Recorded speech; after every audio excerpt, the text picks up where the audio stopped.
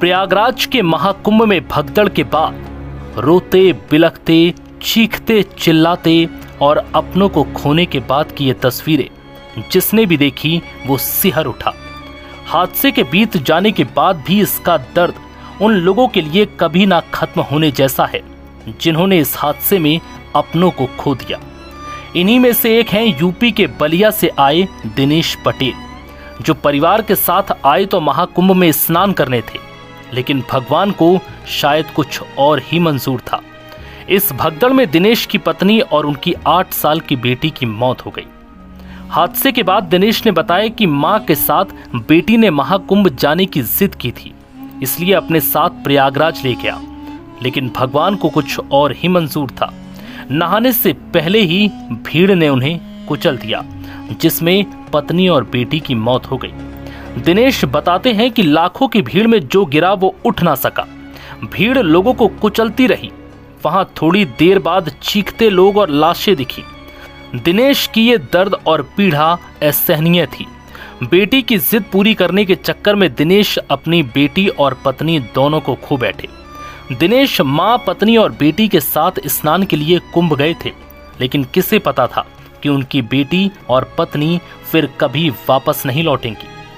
बता दें कि महाकुंभ में भगदड़ में बलिया के 4 लोगों की मौत हुई है। मृतकों में मां बेटी भी हैं। इस घटना से 2 गांवों में शोक है।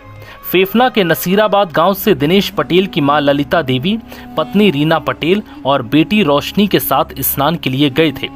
परिजनों ने बताया कि भगदड़ में रीना और रोशनी की दबकर मौत हो गई। भगदड़ में दूसरे गांव नगरा के वार्ड नंबर 4 की 2 महिलाएं मीरा सिंह और रिंकी सिंह की भी जान चली गई। दिनेश और जोखू की तरह ही यूपी से लेकर बिहार तक के जिलों से ऐसी ही कहानियां सामने आ रही हैं। अब तक यूपी के 16 लोगों की मौत हो चुकी है। इनमें 9 महिलाएं, 1 बच्ची और 5 पुरुष हैं। दूसरे राज्यों के भी करीब 15 लोगों की जानें गई।